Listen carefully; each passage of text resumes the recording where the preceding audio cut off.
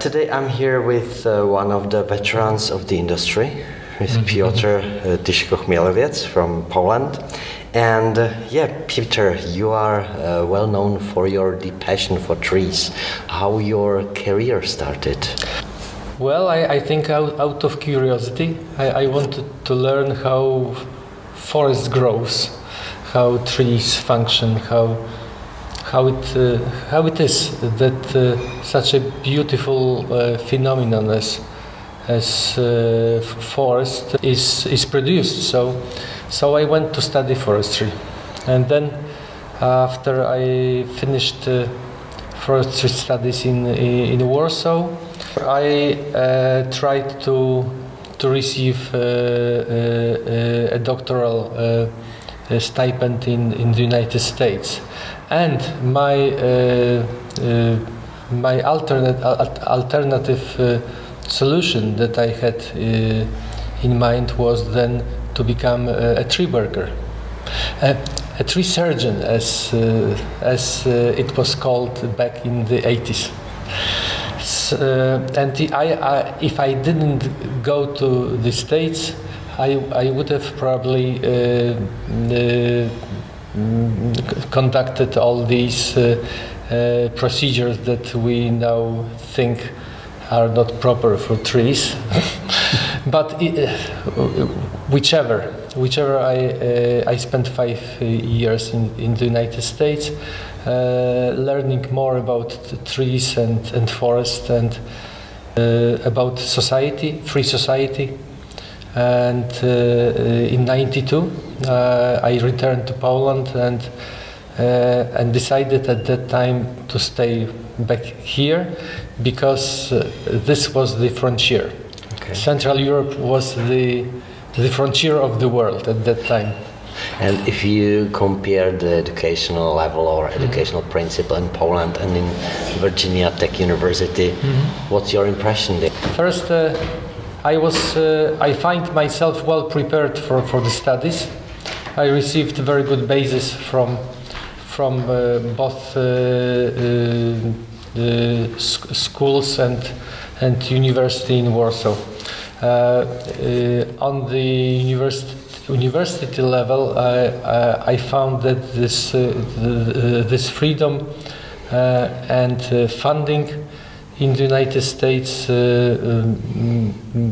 provides American universities with benefits, with a head start if compared to us.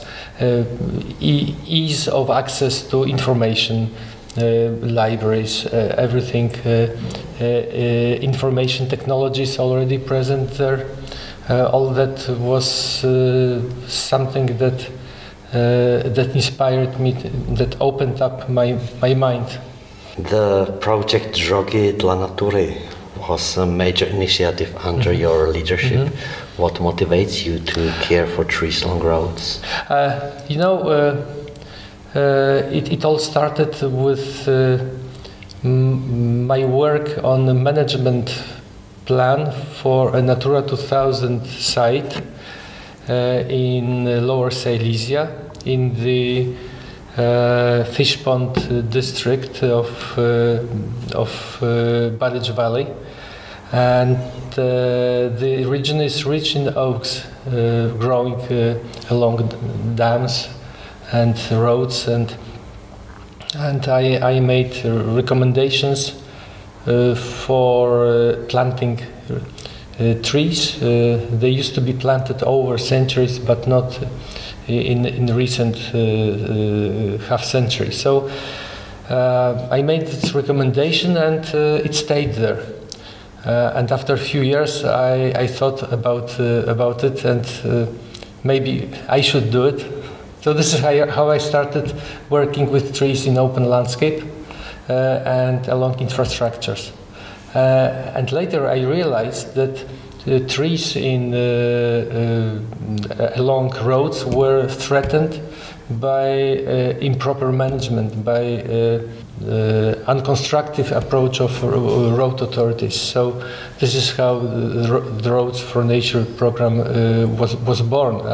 I decided, okay, I go for it. If not me, who will do it? And I raised funds from LIFE program of the European Union and from other grant-making programs, and conducted a series of activities, and began building team. That was also the time around 2011 when my colleague Kamil Witko-Zignach joined us, and he played a very crucial role in building this program. At this moment, this project has really international reach. Can you describe what countries are part of that? We had closest relationships with Germany, and specifically Mecklenburg-Vorpommern. That's the land which protects its avenues the best. They have regulations, and road authorities have the attitude that allows to restore removed avenues. Of course, there are problems. However, we also learned from other people in other countries. We would go to Britain and take part in courses. I mean Kamil and myself. You see, as a problem, as one of basic problems of tree conservation along Polish roads, we identified lack of skills to properly assess trees. So these road authorities, they would say, "Oh, the tree is hollow; it should go." And we felt that it was not right, but ourselves we didn't have the skills. So we went to Germany. We took part in Baumkontrolleur course at Dirk Duyezivkan's Institut für Baumpflege in Hamburg, and we went to Britain. We took courses in professional tree assessment in QTIRA. And others. We began going to conferences and developed our version of tree assessment teaching, procedure and teaching, which gave birth to Tree Institute with time. You are author of numerous handbooks and methodologies. Is there any particular message which you would like to convey by these works? Well, I would say rather co-author. Sometimes just editor, but what I would like to, what permeates all the publications that where I was part of, I try to convey respect for trees, amazement at how unusual and beautiful they are. I've been trying to connect specific hard knowledge, skills with this emotional aspect, because only when emotions are involved, people begin caring for trees. You mentioned emotions, but you mentioned as well very technical courses like QTRA, etc. How do you connect these two things in your work? Well, you see, a tree assessor needs to protect trees and protect people. For that, we need specific skills, specific tools. But at the same time, we need to respect both trees and people. We need trees to survive, to maintain our comfort of life in the minimum. particularly in the era of climate change. The trees are necessary for humans, and we need to respect both. You've moderated international collaborations on tree protection. What differences do you observe in approach of various countries you visited? I see that the conservation aspect is becoming stronger and stronger in diverse countries. For example, from the very beginning of my international contacts over 15 years ago, I realized that the Britons, they very much appreciated this conservation aspect, but the Germans, they were only entering this area. In Poland, meanwhile, we used within the framework of the Roads for Nature, Drogi dla Natury, we used conservation regulations as an argument to protect trees, and it seems that we've been doing this successfully. It seems that the conservation aspects they are now they have been fortified in all the countries, and particularly in Central Europe. And I think it's good because it helps us to see trees not in abstraction, but as a part of ecosystem. And humans are also part of that ecosystem. You are one of the promoters of veteran tree certification in Poland. Mm-hmm. Can you tell us something more about this project? I think it all started with the book "The Trees: The Lifespan Approach." The idea of this book, the concept of this book, was proposed by my colleague Kamil. And we invited some very competent authors, Neville Fay, Nigel de Berker, Dirk de Yazivken, and Jan Willem de Groot. And to me, that was like a decisive step. We went beyond, in understanding the trees, we went beyond the so to speak now forestry the time scale.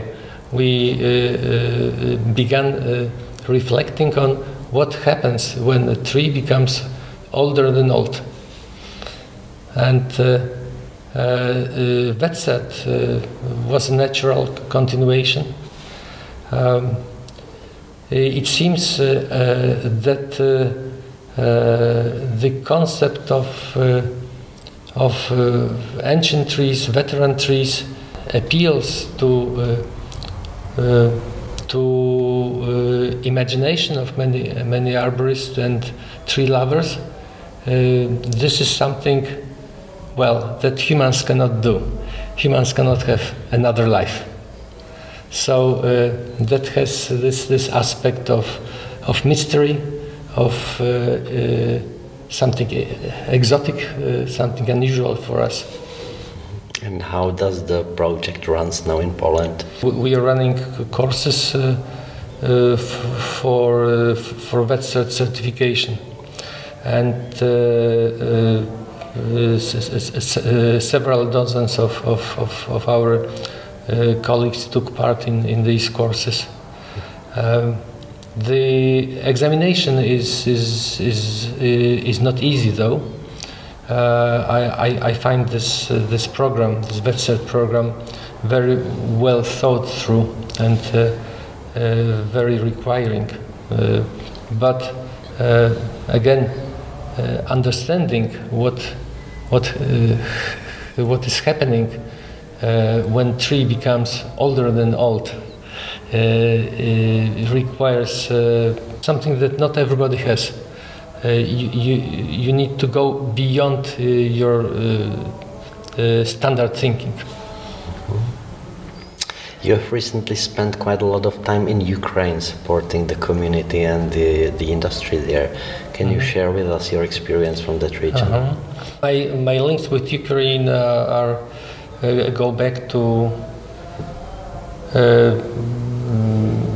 beginning of the century. I used to have contacts, used to do projects with Ukrainian colleagues, and then but then I focused on trees and trees in Poland and other countries.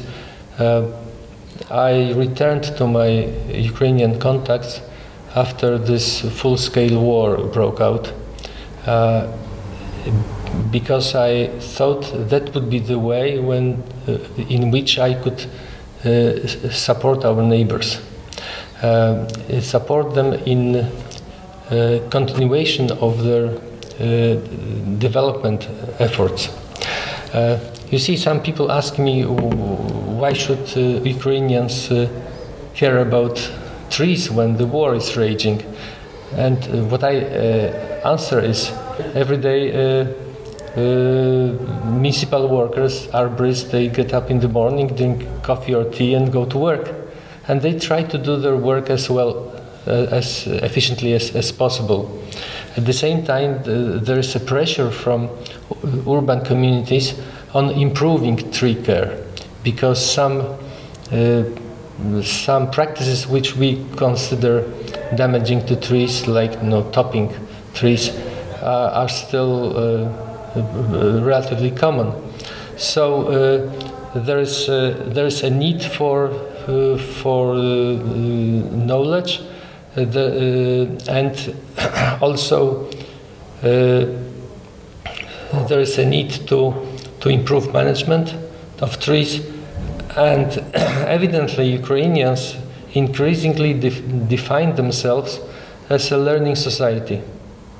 As the war mobilizes them to define themselves.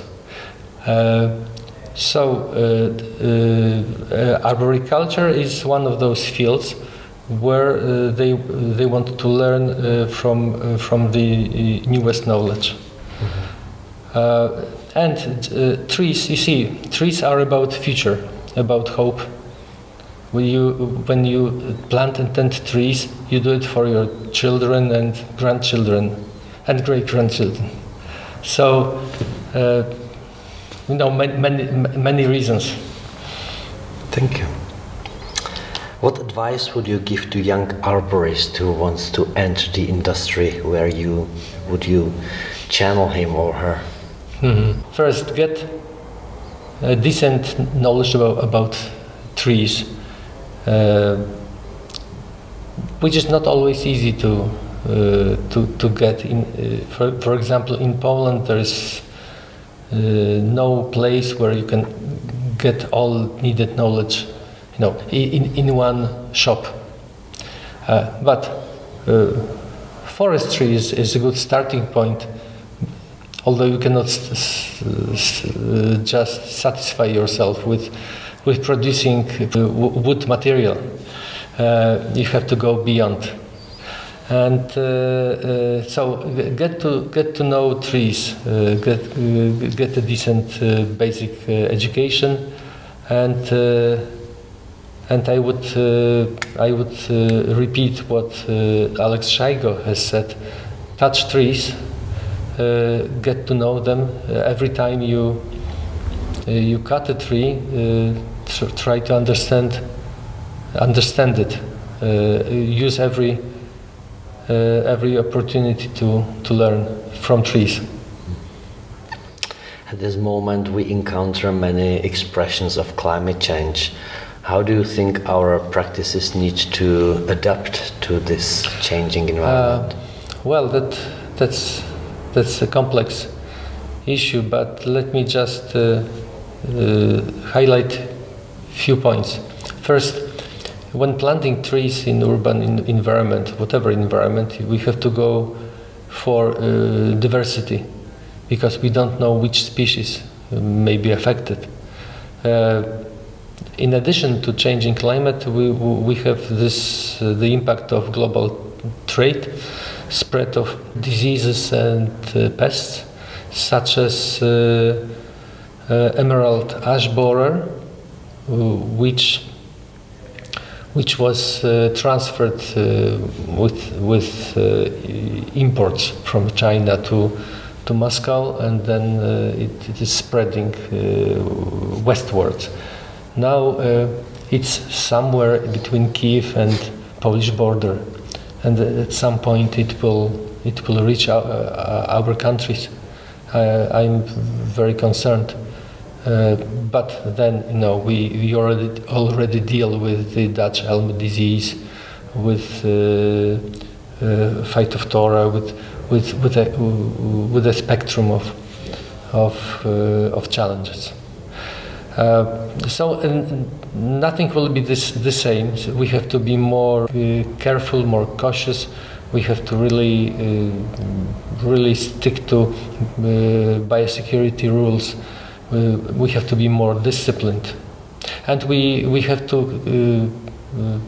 plant more trees in urban environment along roads to create green infrastructure that will improve our resilience in the time of climate change.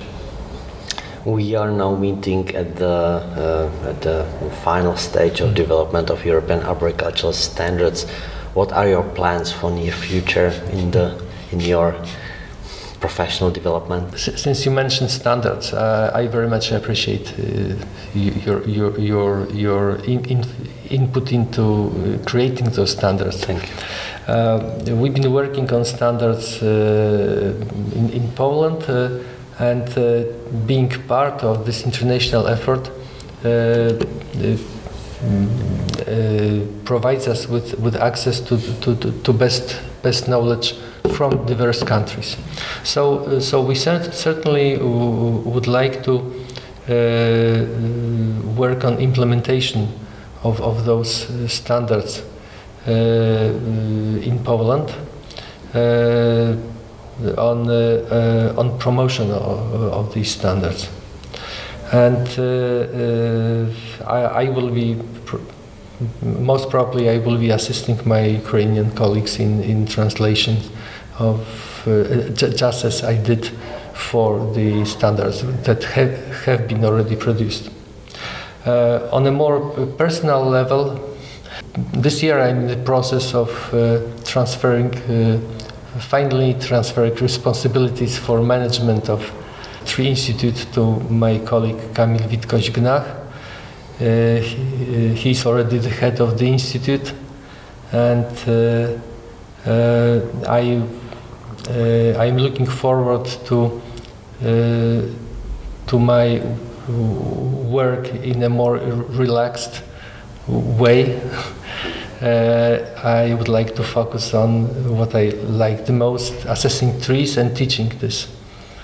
And I would like to thank all the people with whom I had chance to work in the Foundation for Sustainable Development in Wrocław and in Tree Institute, and all the international partners, including the members of this European Standards Initiative.